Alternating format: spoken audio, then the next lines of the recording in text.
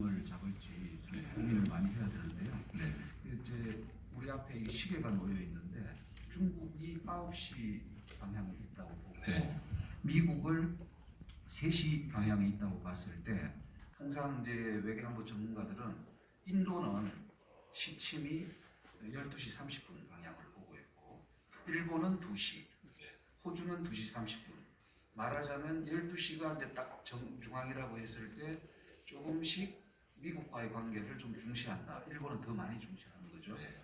이렇게 비유를 하는데 후보께서 보시기에 지금까지 문재인 정부는 몇 시 방향을 보고 지금 가고 있는지 그거 한번 진단을 해주시고요. 또 하나 후보께서 집권하시면 대한민국의 이 전략적 방향이 몇 시를 향해야 우리 대한민국의 국익을 극대화할 수 있다고 보시는지요? 매우 어려운 질문이고 답하기도 매우 곤란한 그런 얘기인 것 같습니다. 근데 저는 그 점은 좀 분명하게 말씀드릴 수 있습니다. 우리는 지정학적으로 이제 반도 국가라고 하는 위치를 점하고 있습니다. 해양 세력과 대륙 세력이 충돌하는 중간 지점에 있다가 이제 우리 국제사회에서 운명적인 위치죠. 근데 이 반도 국가, 즉 거대 양대 세력들을 끼고 있는 우리 중간에 위치한 반도 국가는 대체적으로 두 가지 길을 가게 됩니다. 첫째는 주변국에 휘둘려서 갈갈이 찢기는 거죠. 아니면 한쪽에 복속이 되거나. 반대의 길도 있습니다. 이 양대 세력을 적절히 활용해서 균형점을 잡고 이 양대 세력을 활용해서 기회를 늘려가는 거죠. 로마가 대표적인 케이스가 아닐까 싶습니다. 그런데 이게 이제 주변에 휘둘리는 약체가 될 것이냐, 비주체적인 국가가 될 것이냐, 아니면 우리가 주도하고 또 주변의 선택을 요구하는 그런 국가가 될 것이냐는 두 가지에 달려있다고 해요. 첫째는 국력이죠. 이 국력, 군사력을 포함한 경제력, 인구 등등을 포함한 요즘은 이제 소프트 파워, 문학 역량 이런 것들이 또 영향을 미치는데, 하여튼 이 국력이 강할 경우 거기다 더해서 소위 리더의 의지, 철학과 비전이 뚜렷하면 저는 우리가 선택당하지 않고 선택을 요구할 수 있는 상황이 된다고 해요. 우리가 지금 군사력을 6대 강국, 경제력 10대 강국 아닙니까? 그래서 그런 점을 좀 생각하면 어느 한쪽에 일방적으로 휘둘리거나 어느 한쪽을 선택하고 어느 한쪽으로부터 버림받거나 아니면 배제당하지 않는 길을 가면 좋겠다는 생각이고요. 저는 그렇게 할 자신이 있습니다. 그리고 마지막 말씀을 드리고 싶은 방향, 즉 일부처럼 미국을 선택할래? 아니면 중국을 선택할래? 이 질문도 사실은 세상에는 선택지가 두 개밖에 없는 건 아닙니다. 지금 우리가 해왔던 것처럼 미국과의 관계는 혈맹과 동맹이라는 사실을 우리가 부인할 수 없죠. 그리고 미국의 지원으로 소위 자유민주국 진영의 일부로서 사실은 지금 오늘의 선진 대한민국으로 성장했지 않습니까? 그걸 어떻게 부인하겠어요? 앞으로의 관계 역시도 이런 한미 관계에 기준을 둘 수밖에 없는 건 사실이죠. 그러나 여기서 우리가 중국과의 이 물리적 거리도 가깝고 또 경제적으로 매우 서로 의존적이고 협력적 관계에 빠져 있는데 이걸 버리면 우리가 매우 위험에 처할 수가 있습니다. 그래서 미국과의 동맹은 강화하고 고도화하고 또 합리적으로 발전시키되 그렇다고 해서 우리가 중국과의 전략적인 동반 협력자 관계를 포기할 필요도 없기 때문에 이 양자의 균형을 적절히 이루어 나가는 게 필요하겠다. 그게 우리가 융성하는 길이다 이렇게 생각합니다. 저 후보님, 네. 제가 주관식을 드린 게 아니고요. 네. 주관식인데도 네. 싫어하시는 양자택일이 아닙니다. 네. 9시부터 3시까지 너무도 많은 선택지가 있는데요. 네. 그거에 대해서는 한번 답을 해주시죠. 선택하지 않는 것도 선택입니다. 반드시 사지선다 안에 답이 있는 건 아닌 경우도 많습니다. 어느 한 질문 하나만 하겠습니다.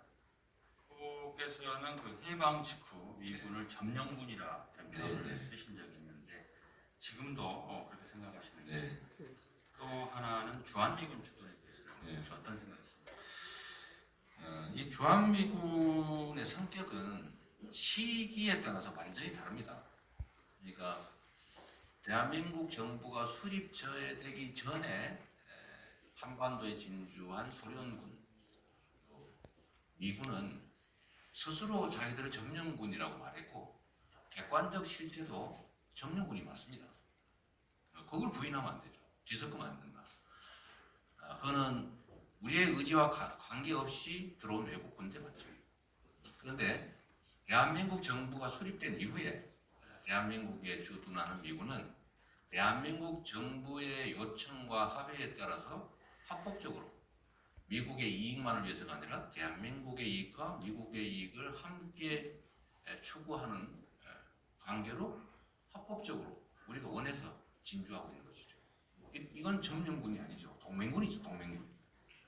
그리고 이 두 가지를 뒤섞어가지고 시점상 전혀 다른 상황인 것들을 같은 것처럼 하는 것은 좀 일부 정치인들이 그런 표현을 하시는 것 같은데 그건 정략적인 왜곡이다 라는 말씀을 드리고 정부 수립 전에 일방적으로 들어온 외국 군대하고 정부 수립 후에 우리가 요청해서 들어온 군대는 같은 주체라고 해도 전혀 성격은 다르다 말씀드리고요. 주한미군의 미래에 대해서는 이제 갑론을박들이 있긴 합니다만 주한미군은 우리 정부와 합의해서 또 미국이 동의해서 주둔하고 있고 대한민국의 방위력 향상이나 또 동아시아의 안정에 매우 유용하게 작동하고 있습니다. 그리고 이제 과거에는 북한이 주한미군 주둔 문제에 대해서 매우 이렇게 부정적이었는데 제가 알기로는 뭐 통일이 된 후에도 또는 뭐 뭐라고 표현했더라 정확하지 않은데 하여튼 주한미군 철수를 주장하지 않겠다라고 하는 북한 최고위층의 발언도 제가 있었던 걸로 알고 있습니다. 다만 이제 저런 건 있겠죠. 우리가 이제 자주 독립국가인데 자주 독립국가의 주권 중에 가장 중요한 것이 군사 주권이다. 그런 측면에서 우리가 이제 여러 가지 국방을 구성하는 요소가 있지만 그 중에 가장 중요한 부분이라고 할 수 있는 북한과의 이제 군사적 경쟁 측면에서 보면 사실 대한민국의 국방비 수준이 되게 정확하지 않습니다. 잘 통계가 안 나오니까 북한의 국민 총생산하고 맞먹습니다. 이런 상태에서 북한이 전통적 재래식 무기를 포함한 전통적 군사력 비교에서는 우리가 앞서지만 또 그쪽은 이제 핵을 가지고 있잖아요. 핵을 계속 개발하고 미사일도 개발하고 그런 문제에 대해서는 우리가 이 균형점을 좀 찾긴 해야 되는데 우리가 미군에 계속 이렇게 작전 지휘권을 양도하고 미군의 국가적 또는 군사적 이익이 관철될 수밖에 없는 이 시스템을 계속 유지하는 것은 옳지 않다라는 게 저는 전 국민적인 공감이라고 봅니다. 전자권 전환이든 전자권 반환이든 어쨌든 그것은 최대한 신속하게 좀 이루어질 필요가 있다는 생각을 합니다. 네, 혹시 그 대선을 보시니까 안보관과 동맹 관련된 많은 플로우 질문이 올라왔는데 네네. 사드 문제에 대해서 네. 이광훈 부장님과 좀 질문해 주시죠. 네, 후보님께서는 중국에서 아주 극도로 민감하게 생각하고 불편해하는 사드 체계와 관련해서 지난 대선 당시에 사드는 국익에 도움이 안 된다. 네. 좀 재검토, 철회 입장을 밝히셨는데 지금도 같은 입장이신지 궁금하고요. 네.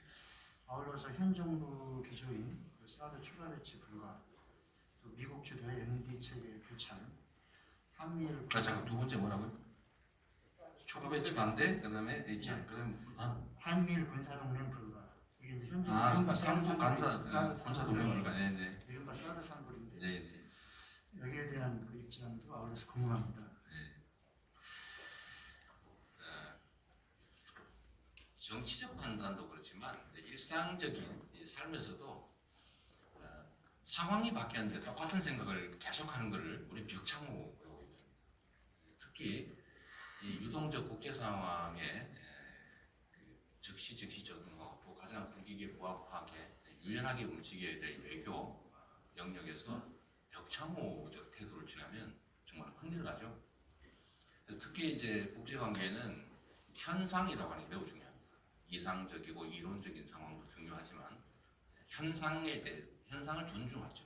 그래서 영토 문제에 있어서도 사실 실효적 지배라고 하는 게 매우 가장 큰 기준이에요. 이론적으로 옛날에 어떻게 했든지 별로 안 중요합니다. 실효적으로 현재 누가 지배하는 게 가장 중요한 것처럼 외교 현안에 대한 판단도 마찬가지로 현상이라고 하는 게 매우 중요합니다. 백창호가 되지 않기 위해서 그런 것이죠. 현재 상태에서 언제나 현실 위에서 가장 최선의 선택과 결정을 해 나가야 되기 때문에 그런 겁니다. 사드 문제에 대해서는 저는 원칙적으로 저는 이게 동아시아에서 과연 우리의 국익에 전적으로 부합하느냐는 점에 대해서는 동의하기 어렵기 때문에 당연히 이제 중국의 경제 제재가 수반될 테고 갈등이 격화되는 문제가 있기 때문에 저는 반대하는 입장을 가졌습니다. 그러나 그 이후에 이미 실제로 실전 배치됐습니다.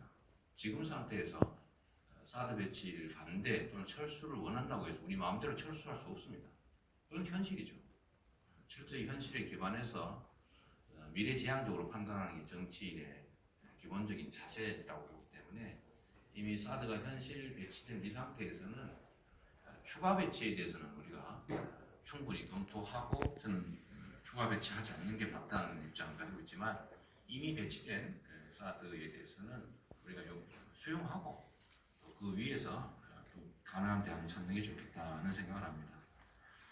한미일 삼각 군사 동맹 문제는 저는 당연히 반대합니다. 왜 반대하느냐? 우리는 이제 미국과 군사 동맹을 맺고 있죠. 그러나 여기에 일본을 끼워 넣는 것은 저는 매우 신중하게 고려해야 될 문제다라고 생각합니다. 우리는 독도 문제를 포함한 대일 관계에서 진짜 뭘 걱정합니까? 북한도 현실적으로 존재하는 상대 국가죠. 적대성을 가지고 있죠. 일본은 그럼 완전한 우방 국가입니까? 언제나 믿을 수 있는 우방 국가일까요? 왜 독도를 일본은 계속 문제 제기를 합니까? 실효적으로 지배하고 역사적으로도 이미 한국 영토임이 분명한데 끊임없이 문제를 제기해 놓는 것은 저는 그런 우려를 합니다. 지금 당장은 아니겠지만 언젠가는 인계철선이 될 가능성이 있다. 인계철선으로 관리하려고 하는 거 아닐까 하는 의구심을 제가 갖게 되는 거죠.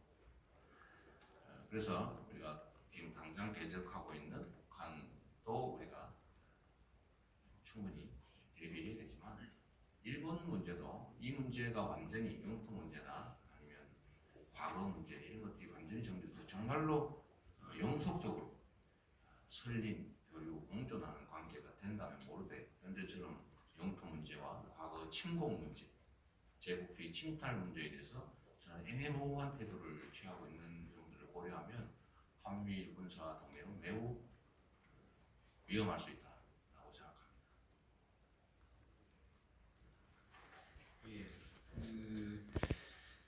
후보님의 대북 인식을 안 물어볼 수가 없어요. 네, 그러시죠. 네. 문재인 여기까지만 할까요? 예, 예. 진행하세니까. 예, 문재인 세 개만 정부 더. 문재인 정부 지난 4년 많이 지났고요. 근데 이제 북한에 대해서 뭐 화해 협력을 하겠다는 건 뭐 반대할 국민은 없는데 일방적 구애를 계속 고수하다 보니까 뭐 북한은 화답을 하지도 않고 그러다 보니까 남북 관계는 근본적으로 달라진 게 없습니다. 그 와중에 북한의 핵무장 능력은 더 고도가 됐죠. 우리의 위협이 커졌는데 혹시 당선되신다면 뭐 문재인 정부 개성 뭐 얘기도 나오고 하는데 또는 차별화도 나옵니다만은 이런 대북 정책 방향을 계속 이어가실 것인지 궁금합니다. 네. 이 대북 문제나 또 한반도 평화 문제는 정말 쉽게 얘기할 수 없는 부분인 건 맞습니다. 그리고 이걸 4기 민주정부 이재명 정부가 출범하면 정말로 국익의 관점에서 장기적으로 또 근본적으로 고려를 해야지 이걸 누가 하던 거니까 이어서 하고 누가 주장하던 거니까 배제하고 이런 방식으로 접근하면 안 된다고 생각합니다. 그러나 저는 제가 사실 그 전략서나 이런 것들 좀 많이 보는 편이긴 한데 어디서나 본 표현 중에 이런 게 있었습니다. 이긴 전쟁보다 아무리 비싸고 더러워도 평화가 난다. 그리고 적대적 관계에 있을 때 싸워서 이기는 것은 하지하전략이다. 싸우지 않고 있는 게 중책이다. 상책은 뭐냐? 싸울 필요가 없는 상태로 만드는 것이다. 저는 남북 관계가 이런 관점에서 접근되어야 된다고 봅니다. 우리가 현실적으로 북한이 존재하는 경쟁을 넘어서 대결을 하는 그런 관계에 있기 때문에 이 현실을 부정할 수가 없어요. 밉든 곱든 우리와 손도 맞잡고 있고 총구도 서로 맞들고 있는 그런 관계죠. 피할 수 없습니다. 그래서 그런 면에서 저는 그들을 위해서가 아니고 우리를 위해서 평화적으로 번영하고 위협받지 않는 길을 가야 합니다. 그 길이 뭐냐?